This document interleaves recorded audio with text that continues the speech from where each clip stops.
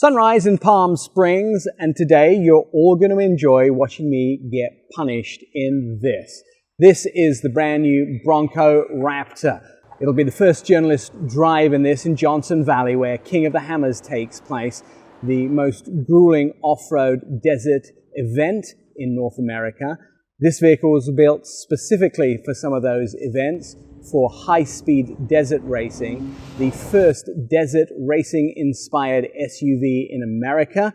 It is powerful, it is fast, but we have to get there on-road first of all. So let's take a ride. Before we get to race the Bronco Raptor across the desert, we have to drive through the mountains near Palm Springs. Now here's the deal. You can buy off-roading vehicles all day, but drive them down the highway and they are loud, bumpy and uncomfortable. Interestingly enough, this Bronco Raptor is none of those. It's not making a lot of noise, you can hear that. It's not bumpy at all at 45 miles an hour, and it's extremely comfortable to drive. In fact, this is a better drive on the highway than the regular Bronco. And when they told me that in the Ford presentation, I thought they might have been fibbing. No, not so. The Bronco Raptor leaves the factory upgraded for performance on the inside. Now the interior has some unique features to it. It has carbon fiber accents, it has bolstered seats, especially for off-roading, and some red accents, as well as the big red Bronco name across the passenger side to let you know this is a Bronco Raptor. It also has the GOAT modes, but two exclusive GOAT modes because it is the Raptor. One of those is Sport, paddle shifters, and an exhaust mode on the steering wheel, so you can be extremely loud and let people know that you're driving a Bronco Raptor. Yep, everybody just looked, and I enjoyed every moment of it. The Bronco Raptor gets a new muscular shape, working hood vents in carbon black and fender vents painted in body color. Unique Raptor quarter panels and fender flares. The Bronco sits 9.8 inches wider than the standard Bronco. It has specific reinforced rock rails with removable running boards, which increase the rock crawling capability of this most powerful desert runner. And by the way, those bumpers are steel. Don't believe me? Let me show you. They're actually real steel bumpers. You don't want to get hit by that in the middle of the desert.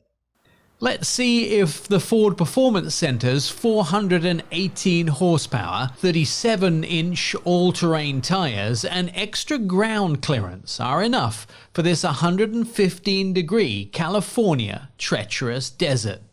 Now 100,000 people will gather out here in Johnson Valley for King of the Hammers when it happens, and Ford are banking on this Bronco Raptor taking some of the titles because they designed it specifically to compete in some of the major events.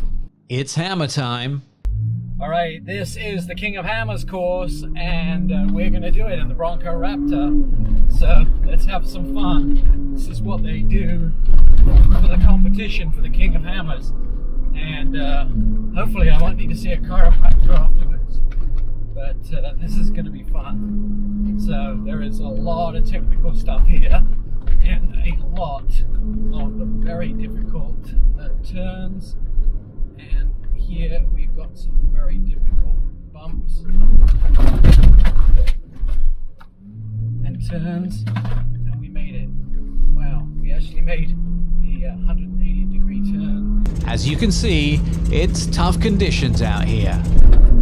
Boy, it seems to be almost rougher in this half of the course than it was in the first half of the course. I'm getting thrown around like nobody's business. This is why people will pay well over MSRP for a Bronco Raptor. At 60 miles an hour and 45, 51.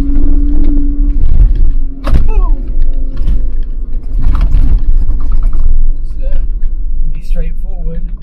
Seemed pretty good at 60.